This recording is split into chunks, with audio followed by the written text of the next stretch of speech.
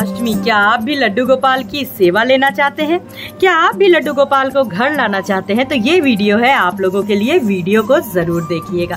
यहाँ आज मैं आप लोगों को कुछ बहुत जरूरी अहम बातें बताऊंगी लड्डू गोपाल को घर लाने से पहले। जी हाँ, जन्माष्टमी बिल्कुल आ ही गया है और बहुत सारे लोग लड्डू गोपाल को अपने घर, उनके घर लाने को सोच रहे हैं, उनकी सेवा लेना चाहते हैं। तो आज मैं आप लोगों को कुछ बहुत अहम बातें बताऊंगी जिनका आपको रखना है ख्याल। लड्डू गोपाल को घर लाने से पहले ये वीडियो जन्माष्टमी से पहले जरूर देखिएगा। तो चलिए शुरू करते हैं व्लॉग को। जन्माष्टमी आने वाला है, अब लड्डू गोपाल की सेवा, लड्डू गोपाल को घर लाने के लिए बहुत सारे लोग सोच रहे होंगे। बहुत सारे भक्तों के मन में एक उल्लास है कि जल्दी जन्माष्टमी आए और उनका सुंदर प्यारा लाला उनके घर विराजमान हो जाए। तो आपको रखना है इन बातों का सबसे पहले ध्यान। लड्डू गोपाल की सेवा देखा देखी ना करें। लड्डू गोपाल साक्षात नारायण का स्वरूप है, उनकी सेवा देखा देखी ना करें कि आपके पड़ोसी के पास बहुत ही सुंदर लड्डू गोपाल है, आपके मित्र के पास बहुत ही सुंदर लड्डू गोपाल है, हम भी अपने घर उनको ले आए, विराजमान कर दें। लड्डू गोपाल साक्षात मेरे विष्णु भगवान नारायण का स्वरूप है, तो उनकी पूजा अर्चन भी वैसे ही होती है।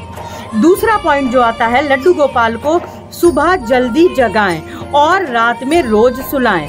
ऐसा ना हो कि बस आप देखा देखी लड्डू गोपाल को घर ले आए हों और आपने उनको एक जगह विराजमान कर दिया है, ना आप उनकी सेवा कर रहे हैं, ना आप उनको सुबह जल्दी जगा रहे हैं, ना आप उनको रात में सुला रहे हैं। ऐसा बिल्कुल भी ना करें। आपको लड्डू गोपाल को सुबह एक निर्धारित समय पे जगाना है और रात्रि को निर्धारित समय पे शयन कराना है। गोपाल को रोज स्नान करवाएं। मौसम के हिसाब से लड्डू गोपाल को स्नान कराएं। यदि ठंड है तो आप गर्म पानी से स्नान कराएं, गुनगुने पानी से, और अगर गर्मी है तो ठंडे पानी से स्नान कराएं। लड्डू गोपाल को निर्धारित समय पे आपको स्नान कराना बहुत जरूरी है।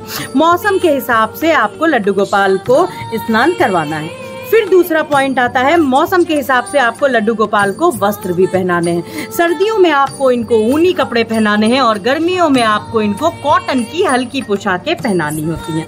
मौसम के हिसाब से ही आप इनके गर्मी और सर्दी का जो चयन है वस्त्रों का वो करेंगे। फिर जो दूसरा अहम पॉइंट आता है, लड्डू गोपाल को रोज दूध के साथ सुबह दोपहर शाम रात भोग लगाएं।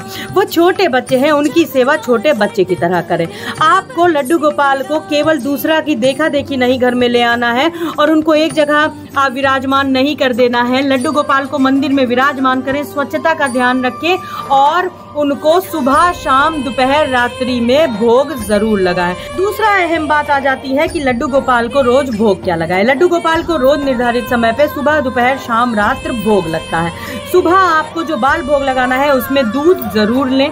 दूध के साथ आप मेवा मिष्ठान का भोग लगा सकते हैं। दोपहर के खाने में आप यदि उनको दाल चावल का भोग लगा सके, अन्न का भोग लगा सके तो अति उत्तम है, नहीं तो आप उनको मिष्ठान का, मेवे का, फल का भोग लगा सकते हैं। इसी प्रकार से आपको शाम को और रात्रि में दूध का भोग जरूर लगाना है। दूध का सेवन लड्डू गोपाल को आपको रोज कराना है, सुबह और रात्रि को। अब मौसम के हिसाब से आपको जो लड्डू गोपाल का भोग है वो भी लगाना है।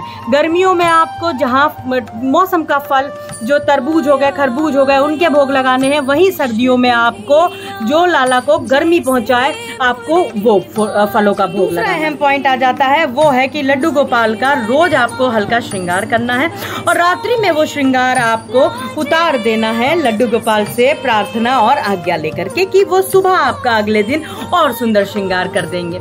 लड्डू गोपाल की सेवा में आपको ध्यान रखना है कि वो एक छोटे बच्चे हैं और उनकी सेवा आपको एक 6 महीने के कोमल बच्चे के समान ही करनी है। लड्डू गोपाल की सेवा में आपको ध्यान रखना है कि जहाँ पे भी लड्डू गोपाल विराजमान हो वो जगह अकेली शांत ना हो। वहाँ पे अगर छोटे बच्चे हैं या आपका आना जाना लगा रहता हो।